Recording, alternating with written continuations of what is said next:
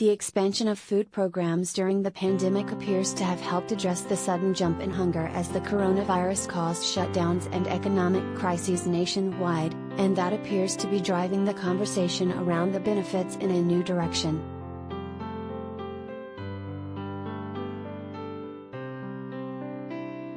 But some of those programs could soon expire despite having demonstrated their ability to combat hunger, especially among children, according to food security advocates.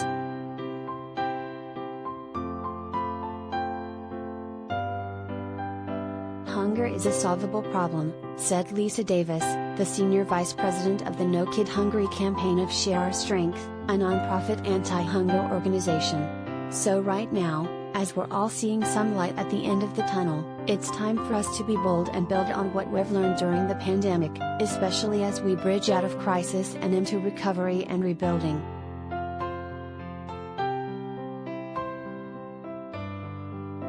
Hunger is a solvable problem.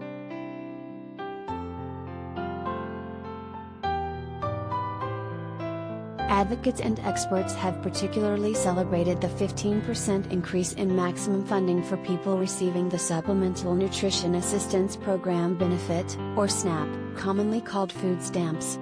Once fearful that conservatives and the Trump administration would add work requirements to the benefit, they now warn that the padded benefit is scheduled to expire at the end of September and are pushing to make it permanent.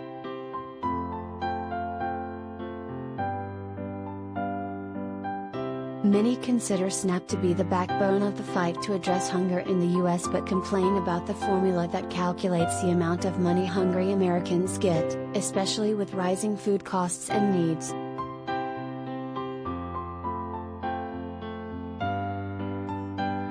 Without the expansion, the national average of the SNAP benefit per meal came to $1.97, even though the average meal cost was around $2.41, according to an analysis released this week by the Urban Institute, an economic and social policy think tank. SNAP's maximum benefit last year without the expansion passed by Congress came up short of low-income meal costs in 96% of U.S. counties.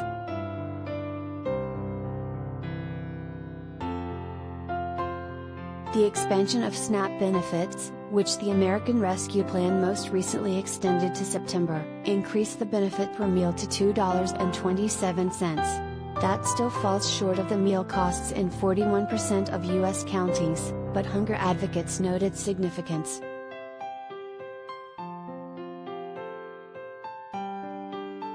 We saw that initial shock at the beginning of the pandemic, but food prices have stayed up, said an author of the study, Elaine Waxman, a senior fellow at the Urban Institute. So that's another reason why those enhanced benefits have been really important given that your dollar doesn't go as far at the grocery store right now.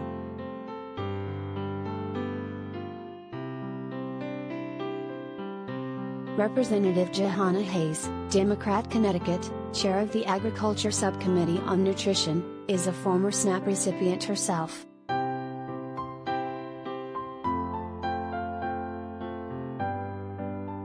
Rep.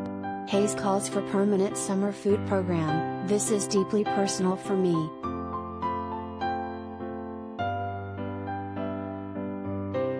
June 2, 202,104.39.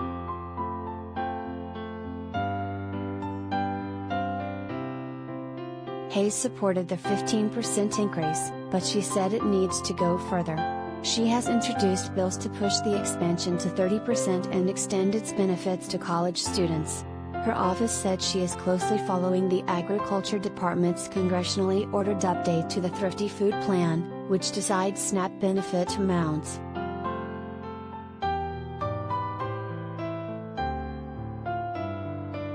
Prior to the 15% increase implemented during the COVID-19 pandemic, about 1/4 of all SNAP households exhausted nearly all their benefits within a week of receiving them, and more than half of households exhausted all benefits within the first 2 weeks of the month, Hayes said. That leaves millions of families struggling to make ends meet for half the month, even on assistance.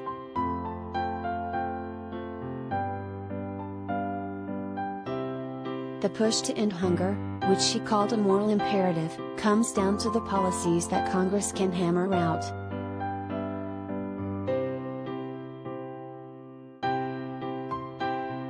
Much of the hope for policy change and food security lies within President Joe Biden's ambitious American Families Plan, which Democrats intend to roll into a reconciliation package this year.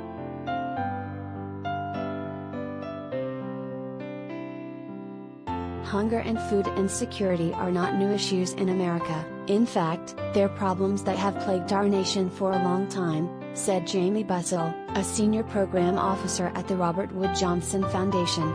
What's new here is this sense of urgency felt by policymakers, leaders and the public, and so I think we have a real window of opportunity in the public discourse.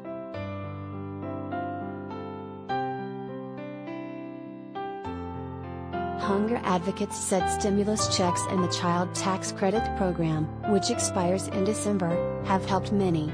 Even Republicans, such as Senate Minority Leader Mitch McConnell of Kentucky, have put their support behind the new summer food program for children that provides greater flexibility in serving meals to kids.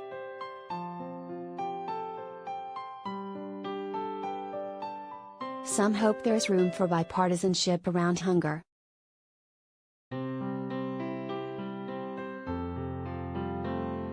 Kentucky Agriculture Commissioner Ryan Quarles said he is pushing legislation with the help of McConnell and Senator John Boozman, Republican Arkansas. He said the high-profile senators are working with Democrats in the Senate to address hunger, which he said he finds encouraging.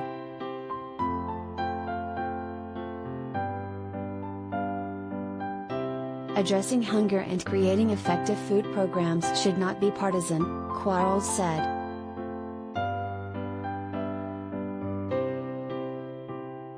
I think we can all agree that we need to complete an evaluation of what worked and didn't work to address and reduce food insecurity in America coming out of the pandemic, he said. And secondly, I think everyone can agree that we should make it the most efficient and cost-effective program that we can possibly make it.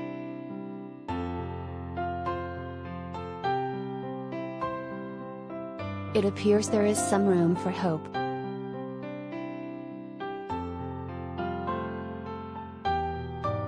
Quarles and Hayes said small businesses need to have a greater role in conversations around SNAP. Hayes wants to bring small businesses into SNAP's online purchasing program, and Quarles emphasized his push to buy food for low-income Kentuckians from local farmers.